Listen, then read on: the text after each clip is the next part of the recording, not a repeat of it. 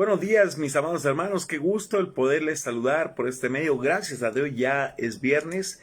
Espero que disfruten este fin de semana en compañía de su familia, en compañía del Señor. Una de las cosas que siempre debemos entender que al vivir cada día la palabra de Dios en nuestras vidas, hay un testimonio de congruencia y al hablar usted y yo comunicaremos la verdad de Dios con autoridad, pues hay un testimonio vivo, fíjese. Esta mañana estaremos meditando en el Evangelio según San Marcos, capítulo 1, de los versículos del 21 al 28.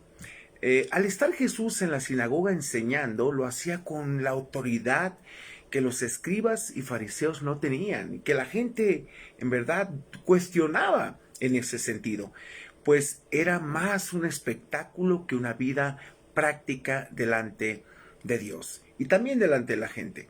Y el título del devocional se llama Un fundamento de autoridad. La autoridad con que Jesús hacía las cosas, hablaba, estaba respaldado con un estilo de vida.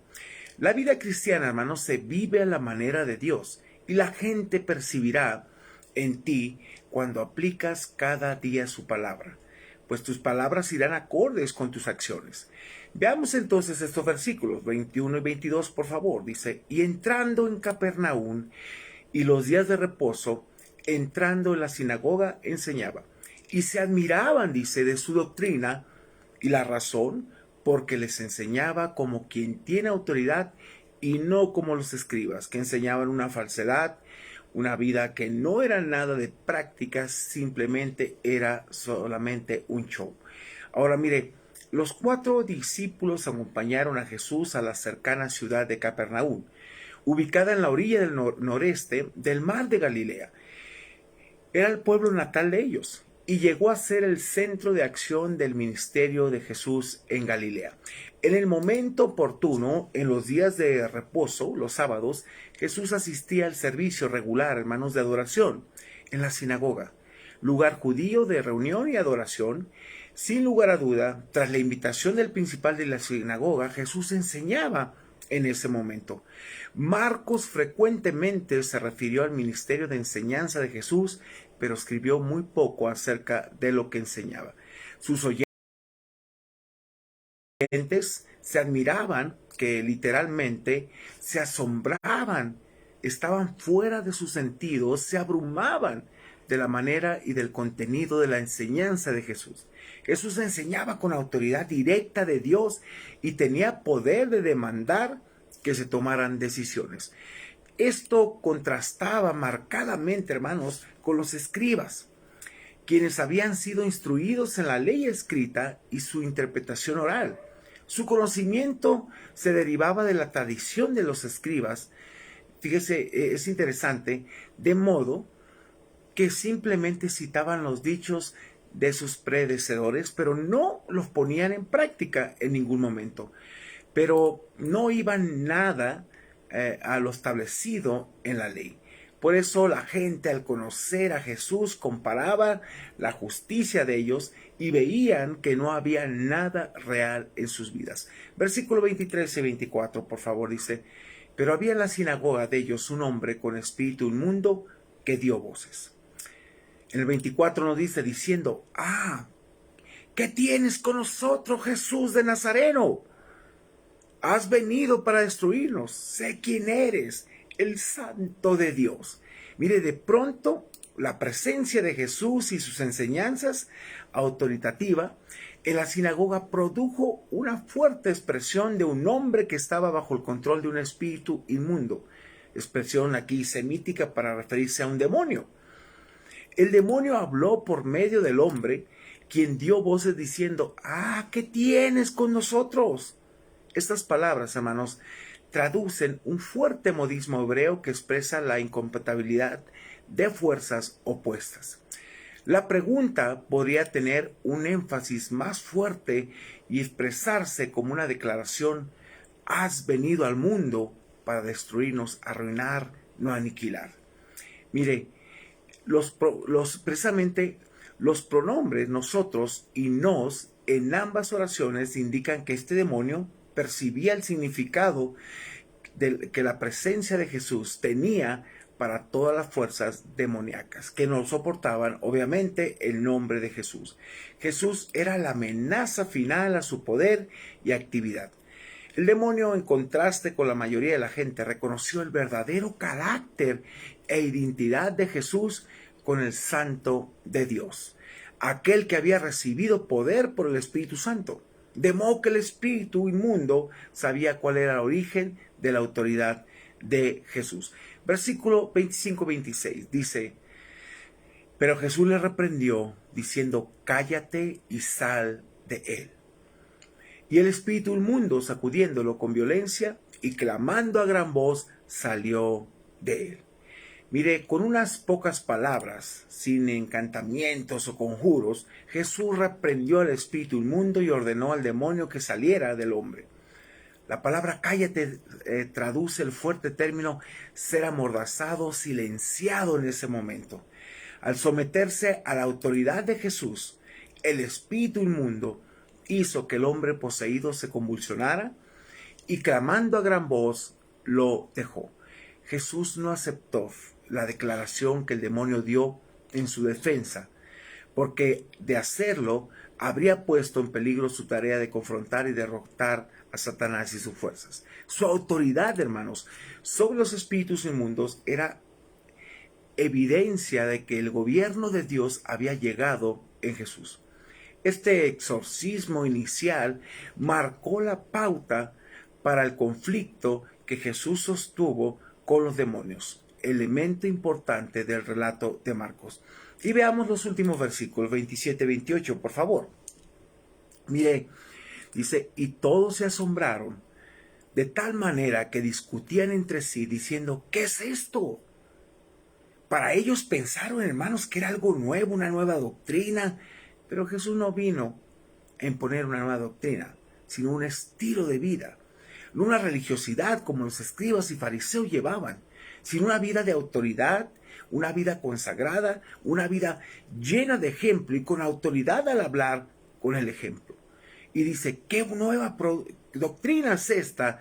Que con autoridad aún a los espíritus inmundos, dice, manda aún a los espíritus inmundos y le obedece. Dice el 28, y muy pronto se difundió su fama por toda la provincia alrededor de Galilea. Es interesante cómo la fama de Jesús empezó a crecer, pero no por lo que había hecho, sino por la autoridad con la cual él hacía las cosas. No como los fariseos, que no marcaban una diferencia en ningún sentido, no pasaba nada. Era una vida religiosa. Y hermanos, muchas ocasiones el cristiano también se puede convertir así. En vez de hablar en el poder y la autoridad de Dios por un testimonio válido, se vuelve vano. Porque todas esas palabras, la verdad, se vienen abajo cuando no hay un testimonio vivo. Todos aquí se asombraron grandemente, se sorprendieron, se maravillaron, se preguntaban: ¿qué es esto? Se refiere tanto a la naturaleza y la enseñanza de Jesús cuando a la expulsión que hizo de un demonio con solo una palabra de orden. Su doctrina era cualitativamente nueva y venía con una autoridad que incluso se aplicaba a las fuerzas demoníacas, las cuales eran forzadas a obedecerlo, someterse a él por completo. En resumen, hermanos, Marcos declaró que muy pronto toda Galilea supo de su fama. Pero esta fama era notoria, pues la gente no veía esto en los escribas y fariseos. Jesús, con autoridad y un ejemplo de sometimiento al Padre, vino a mostrar que vivía bajo los principios de Dios y los podía ver reflejados en su diario vivir. Hermano, cuán importante es que demostremos a través de nuestra vida el testimonio de que Dios vive en nosotros. La gente de ese tiempo, al igual que en este tiempo, está cansada de gente de doble ánimo, de dos pensamientos, hermanos, que están con un pie aquí y un pie allá. Ellos necesitan ver en nosotros, como cristianos, la vida de Cristo plasmada en nosotros. Debemos notar en serio la Biblia. Debemos tomar en serio la Biblia y atrevernos a decir como el apóstol Pablo en 1 Corintios capítulo 11, versículo 1. Sed imitadores de mí, así como yo de Cristo. Dejemos ya el pensamiento ligero, día a día, que se maneja. Ay, el pastor, ¿quién es santo? La Biblia menciona que tenemos que hacerlo y no es opcional, es un mandato. Pastor, ¿quién es perfecto? La Biblia nos dice que tenemos que madurar, no hay opción. Por eso la gente no cree en nosotros, pues no hablamos con autoridad. Y autoridad no es gritar, como muchos piensan cuando están hablando, predicando, sino un reflejo de amor y sumisión a Dios, el cual se muestra a través de una vida de santidad y entregada y consagrada a Dios. Cuando no hay una vida de reflejo a Cristo, simplemente sigue habiendo mucha religiosidad. Hermanos, la gente no creerá en Dios si no lo ve en ti. Santiago capítulo 2, versículo 18 nos lo muestra. Pero alguno dirá, dice, tú tienes fe y yo tengo obras. Muéstrame tu fe sin obras y yo te mostraré mi fe por mis obras. Hermanos, simplemente este pasaje nos dice que la fe genuina, cuando somos genuinos en Dios, produce obras genuinas y estas se pueden ver, la gente las va a percibir. Pero cuando no hay un estilo de vida y vivimos todavía atados a la religiosidad, ¿sabe una cosa? Usted va a condicionar, usted va a vivir como quiere, pero no va a vivir de acuerdo al deseo y la voluntad de Dios. Es necesario que en este tiempo demos testimonio del poder de Dios y la autoridad que se da a través del testimonio con la palabra vivida en nosotros. Por eso la gente está tan cansada y a veces era lo que pasaba en el tiempo de los fariseos. Volteaban a ver a los fariseos, volteaban a ver a Jesús y ven un estilo diferente. Si usted se da cuenta, el sermón del monte nos habla de un estilo de vida diferente. Y casi al final de ese sermón, el Señor dijo a toda la gente que si nuestra justicia no era mayor que la de los fariseos, no entraríamos al reino de los cielos. Porque la justicia de ellos era superficial, vana, de mucha apariencia. Pero nosotros no somos cristianos de apariencia. Somos cristianos que en verdad tenemos que mostrar a Jesús. Mire, de los versículos 29 hasta el capítulo 3, versículos del 1 al 6, vemos la autoridad de Jesús al iniciar su ministerio. Habló en la sinagoga con autoridad. Después vemos la autoridad de Jesús al sanar a la suegra de Pedro. Muchos sanados también fueron al ponerse el sol. Jesús recorre Galilea predicando. Jesús sana a un leproso, a un paralítico. Llama a Leví al ministerio. Hubo una pregunta sobre el ayuno. Los discípulos recogen espigas en el día de reposo y es donde dice, Señor, ¿por qué no se lavan las manos como una tradición? Cuando ellos ya habían sido limpios por el Señor. Y la sanación de un hombre con su mano seca. Así que déjeme darle un consejo, hermano, como pastor. Hable menos y actúe más. Muestre a través de la vida de Dios en usted que Él es real y que ha transformado su vida. Hable con un ejemplo. Tenemos un mundo que conquistar con testimonio, no con palabras. Así que le invito a que oremos y si usted va a hablar con la autoridad, va a hablar con la autoridad de Dios a través de un respaldo de vida, no a través de conocimiento vano, estadísticas, no, a través de la autoridad que Dios le da por el testimonio vivo en usted. Demos gracias a Dios. Padre, gracias te damos por esta bendición de estar esta mañana. Gracias, Señor, porque sigues ayudándonos en nuestra salud. Vamos adelante. Gracias porque tú eres bueno, tú eres fiel, eres justo, misericordioso. Y gracias porque cada día nos llenas de tu plenitud, de tu sabiduría, de tu entendimiento. Bendícenos, Señor. Ayúdanos a ser como tú, que hablemos con esa autoridad por tu palabra, sobre todo escrita en nuestros corazones y tu palabra vivida en nuestras vidas. Gracias, Señor, por de verdad la oportunidad que nos das de compartir tu palabra y sobre todo, Señor, saber que tú estás al control de cada situación de nuestras vidas.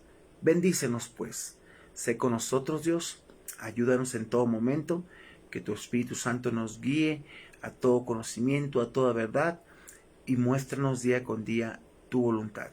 A ti sea la alabanza y la gloria, a ti sea todo honor, en el precioso nombre de nuestro Señor Jesucristo, humildemente y de corazón te lo pedimos. Amén y amén. Mis hermanos, que Dios les bendiga. Recuerden que todos precisamente los domingos a las 10 de la mañana tenemos, hermanos, nuestro servicio de oración de 10 a 11 de la mañana. Un tiempo muy especial. Mire, al inicio empezamos pocas personas. Hoy hemos ido aumentando. Y gracias a Dios, porque para mí la oración es básica. Hemos visto tantas respuestas tan maravillosas que seguimos y seguimos clamando a ese Dios de poder porque lo creemos. Hemos visto milagros portentosos. Hemos visto muchas respuestas. Pero es necesario que oremos. Como iglesia amada estamos comprometidas y yo como pastor estoy comprometido a estar orando y constantemente mostrarle lo que Dios quiere. No lo que usted quiere escuchar. De mí no lo va a escuchar eso. Lo que Dios quiere que usted sepa. Así que le invito. Pida el link a los teléfonos 22 23 81 11 73 y 22 12 07 97 95 y con gusto se lo mandamos. Conéctese por favor. Y después, hermano, le invitamos a las 11:30 a nuestro servicio con un tema muy relevante para nuestros días. Este tema le va a traer mucha paz, pero también lo va a enfrentar a su realidad. Se llama Lo siento, pero tu fe tiene que ser probada. Y es una realidad. Pide línea a los mismos teléfonos. Bueno, nos vemos, si Dios nos permite, el lunes con un devocional más para nuestra alma. Que Dios te bendiga. Y mi hermano, como le dije, hable menos, actúe más. Que Dios les bendiga y un gusto estar con ustedes. Y gracias por todas sus oraciones. Seguimos recuperándonos, estamos en tratamiento todavía. Seguimos todavía aquí, mire, conectados. ¿Sí? Pero gracias a Dios que vamos bien. Bendito sea y Dios le bendiga, le multiplique por todas las bendiciones que han derramado ustedes sobre un servidor. Que Dios le bendiga. Hasta luego.